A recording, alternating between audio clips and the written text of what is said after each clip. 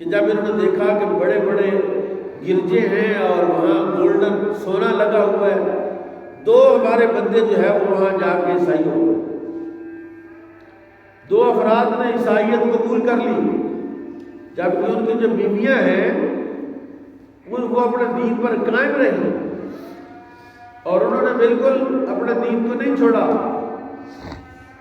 اب دیکھیں، ایک حضرت ام حبیبہ تھی، ایک سودا بنت زمع، اور اللہ تعالیٰ نے ان دونوں عورتوں کو اپنے دین پر ثابت قدم رہنے کی وجہ سے نبی کریم صلی اللہ علیہ وسلم کے نکاح میں دے دیا، امہات المومنین میں ان کو داخل کر لیا۔ بلکہ حضرت ام حبیبہ کا نکاح، یہ جانتے ہیں ام حبیبہ کون ہے؟ سیدہ ام المومنین ام حبیبہ ابو سفیان کی بیٹی ہے۔ اس کا نکاح نجاشی نے خود پڑھایا اور نکاح پڑھا کے اپنی گرہ سے، اپنے پاس سے اس نے حق مہر بھی جو ہے وہ دیا اور حضرت ام حبیبہ کو رسول اللہ کی طرف جو ہے اس نے روانہ کر دیا۔ یہ صلہ اور یہ انعام ہے جو اللہ تعالیٰ نے دین پر قائم رہنے کی وجہ سے ان عورتوں کو عطا فرمایا۔ اور جب نجاشی کے دربار میں حضرت ابو طالب کی تلاوت ہوئی، اور حضرت ابو طالب کے بیٹے جعفر ابن ابی طالب نے قرآن کی تلاوت کی، عجیب منظر بن گیا۔ دوسری مرتبہ جو دوبارہ معاملہ ہوا، منظر عجیب بن گیا کہ نجاشی نے باقاعدہ اسلام قبول کر لیا اور اس نے رسول اللہ کی طرف خط لکھا اور اپنا ایک بیٹا رسول اللہ کے پاس بھیجا، اور وہ بیٹے نے جا کے اسلام قبول کیا۔ نجاشی نے اپنے اسلام کا اظہار کیا، عقیدت کا اظہار کیا، اور یہ ہے وہ معجزہ میرے پیارے نبی امام الانبیاء صلی اللہ علیہ وسلم کا۔ یہ خود تو تشریف فرما ہے، خود تو موجود ہے یہاں مکہ میں، لیکن آپ کا تصرف جو ہے وہ حبشہ کے اندر جاری ہے ساری۔ نجاشی نے کہا اگر میں یہ امور سلطنت کی مجھے پریشانی نہ ہوتی تو میں آپ کی خدمت میں حاضر ہوتا، آپ کے پاؤں دھوتا اور آپ کے پاؤں کا دھون میں نوش کر لیتا، پی لیتا۔ چنانچہ رسول پاک صلی اللہ علیہ وسلم نے نجاشی کے ایمان کی گواہی دی کہ نجاشی ایمان لے آیا ہے، اور اس نے آزادی کے ساتھ مسلمانوں کو وہاں رہنے کی اجازت دے دی۔ پھر یہاں نبی کریم صلی اللہ علیہ وسلم جب مکہ چھوڑ کے ہجرت کر کے مدینے گئے تو یہ جو حبشہ میں رہنے والے ایمان والے ہیں یہ حبشہ سے سیدھے مدینے آئے، جن میں رسول اللہ کی بیٹی بھی تھی، اور حضرت سودا بنت زمع رضی اللہ عنہا، ام سلمہ، یہ بھی حضرت خدیجہ الکبریٰ کے وصال کے بعد ان کا نکاح جو ہے وہ نبی کریم صلی اللہ علیہ وسلم سے ہوا۔ اور یہ وہ معجزات ہیں اور یہ وہ چیزیں ہیں جو نبی کریم صلی اللہ تعالی علیہ وسلم کے لیے اللہ تعالیٰ نے مکی دور میں کامیابی عطا فرمائی، جہاں کفار مکہ اسلام قبول نہیں کر رہے تھے، جب کفار مکہ جو ہے وہ دین کی دعوت کو نہیں سن رہے تھے، وہاں اللہ نے رسول اللہ پر یہ انعام کیا کہ ایک ملک کا بادشاہ رسول اللہ کی غلامی میں دے۔ اور پھر میرے آقا نے جب نجاشی کا انتقال ہوا تو نجاشی کے فوت ہونے کی اطلاع بھی رسول اللہ نے دی۔ نہ کوئی ٹیلی فون تھا، نہ کوئی ذرائع تھے، نہ کوئی اطلاع دینے والا آیا۔ جس دن نجاشی کا انتقال ہوا رسول پاک صلی اللہ علیہ وسلم نے اپنے صحابہ کو بتایا کہ نجاشی فوت ہو گئے، اور خود پھر میرے آقا نے نماز جنازہ پڑھائی نجاشی،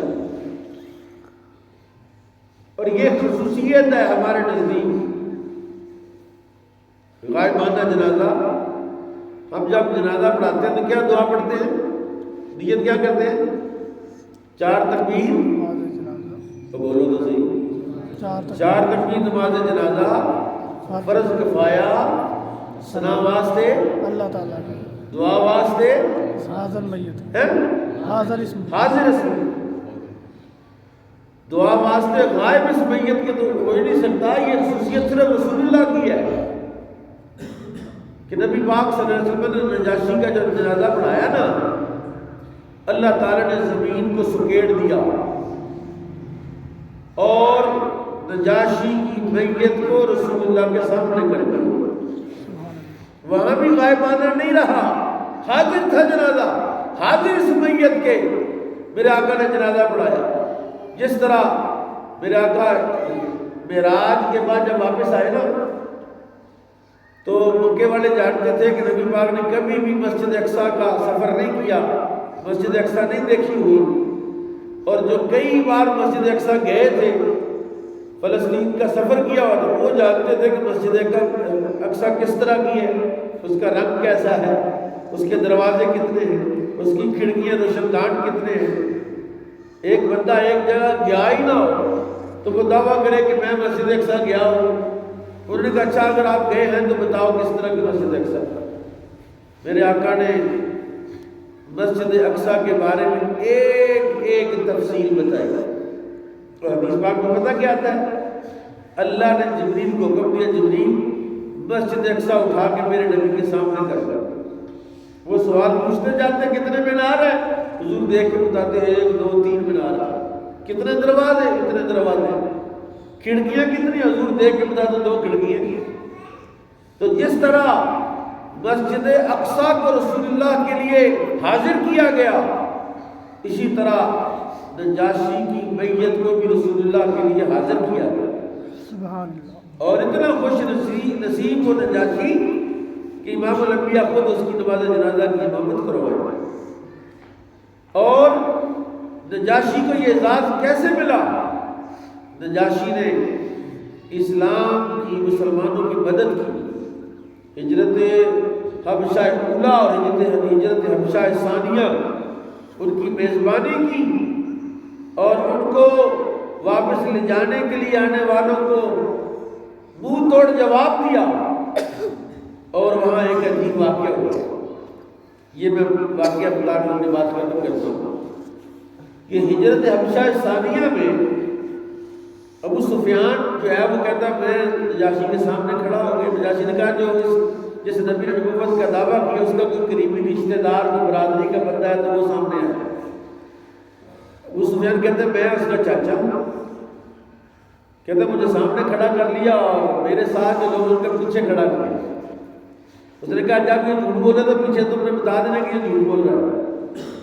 اب ابو سفیان کہتے ہیں کہ میں بڑی کوشش کی کہ کسی طرح نجاشی کو کوئی ایسی بات کروں جس سے نجاشی بدزن ہو جائے. لیکن میں جھوٹ اس خوف سے نہیں بولتا تھا کہ کہیں میں جھوٹا لکھا نہ جاؤں. عرب کا یہ ایک خاصہ ہے، خصوصیت ہے عربیوں کی کہ ان کے ہاں جھوٹ کی تہمت کو بھی وہ پسند نہیں کرتے تھے کہ ہمیں جھوٹا لکھا. ابو سفیان کہتا میں نے جھوٹ نہیں بولا، اس لیے نہیں بولا کہ مجھے جھوٹ بول نہیں سکتا تھا، جھوٹ بول سکتا تھا، اس لیے نہیں بولا کہ کہیں میں جھوٹا لکھا نہ جاؤں، جھوٹا مشہور نہ ہو جاؤں کہ ابو سفیان نے وہاں جھوٹ بولا تھا. اور یہاں ہمارے اس علاقے میں تو جھوٹ لوگ جو ہے وہ تو اعزاز کے ساتھ بولتے کہتا کیوں ہے میں نے جھوٹا کہہ دیا تو میں جھوٹ بول دیتا. ابو سفیان کہتا جی جناب نجاشی صاحب ایک اور بھی میں بات بتاتا ہوں آپ کو. اس نبی نے جس نے دعویٰ نبوت کیا ہے اس نے ایک اور بھی دعویٰ کر دیا ہے. اس نے کیا دعویٰ کرتا ہے کہ میں رات کے تھوڑے سے حصے میں مسجد حرام سے مسجد اقصیٰ گیا اور پھر واپس بھی آیا. تو اس نے کہا اچھا. اتنی دیر میں نجاشی کے دربار میں ایک پادری کھڑا ہو. اس نے کہا ہاں جی جس رات وہ یہاں آئے تھے نا مسجد اقصیٰ میں، اس رات میں مسجد اقصیٰ میں موجود تھا. ابو سفیان کہتا ہے میں نے تو یہ بات کی تھی کہ بھئی نجاشی کہے گا یہ تو ہو ہی نہیں سکتا، یہ تو ممکن ہی نہیں ہے، لیکن وہ تو بات ہی الٹی ہو گئی کہ نجاشی کے اپنے دربار کا ایک بندہ کہتا ہے کہ جی میں اس وقت وہاں موجود تھا۔ اس نے کہا، نجاشی نے پوچھا تو کیسے وہاں موجود تھا، تمہیں کیسے پتہ ہے؟ اس نے کہا جی میں ان دنوں مسجد اقصیٰ کے دروازے بند کیا کرتا تھا، مسجد اقصیٰ کے دروازے جب لوگ چلے جاتے تھے شام کو تو میں بند کرتا تھا، تو میں دروازے بند کیے، سارے دروازے بند ہو گئے، ایک دروازہ بند نہیں ہو رہا تھا، میں نے بڑا زور لگایا بند میں، 2-4 بندے بلائے کہ یار اس کو ذرا دھکا لگا کے بند کرو، رات کو مسجد کا کوئی ٹائم کسی نے اتار کے لے جائے ہیں۔ ہر زمانے میں رات کو مسجدوں کو تالے لگتے تھے۔ کہتے ہم 10 لوگوں نے مل کر زور لگایا تو وہ جو ہے وہ دروازہ بند نہیں ہوا۔ ہم ایک بڑھائی کو طوفان کو لے کر آئے کہ یار یہ دروازہ چیک کر۔ اس نے دیکھا، اس نے کہا لگتا ہے اس دروازے کے اوپر نا کوئی وزن آ گیا دیوار کا، تو ابھی تو رات کا ٹائم ہے، صبح صحیح کرتا ہوں۔ کہتا ہم نے دروازہ اسی طرح کھلا چھوڑ کے چلے گئے، اور صبح کے جب میں نے آگے دروازہ کھولنے تھے، میں نے مسجد کھولنی تھی، میں وہاں آیا تو میں نے دروازے کو ایسے ہلایا، دروازہ بالکل آرام سے بند ہو گیا۔ کہتا رات کو بند نہیں ہو رہا تھا، لیکن عجیب معاملہ یہ ہوا کہ جس رات وہ دروازہ کھلا رہا اس کی صبح کو میں نے وہ پتھر دیکھا جس پتھر کے ساتھ نبیوں کی سواریاں باندھی جاتی تھی، وہ سوراخ جو ہے جس کے اندر سے رسی گزار کے تو باندھا جاتا تھا، وہ سوراخ پر صدیوں سے اس میں گرد اور مٹی اور وہ بند ہو گیا تھا۔ اس رات دیکھا کہ وہ سوراخ بھی کھلا ہے اور وہاں سواری کے بندھنے کے نشان بھی موجود ہیں۔ یہ معجزہ میرے نبی کا نجاشی کے دربار میں جب ہوا، اور اس کے دربار کا اپنا پادری ہے کہ گواہی دے رہا ہے، اور یہ پیر کرم شاہ نے اس کے اندر والا سیرت ابن اسحاق کی حوالے سے، سیرت ابن حشام کے حوالے سے، روض الانف کے حوالے سے، 5-7 کتابوں کے حوالے سے اس میں لکھا ہوا یہ کتاب موجود ہے۔ کہا دربار میں، نجاشی کے دربار میں عیسائی پادری کہہ رہا ہے کہ جس رات وہ نبی مسجد اقصیٰ آئے تھے اس رات میں مسجد اقصیٰ کا دربار تھا۔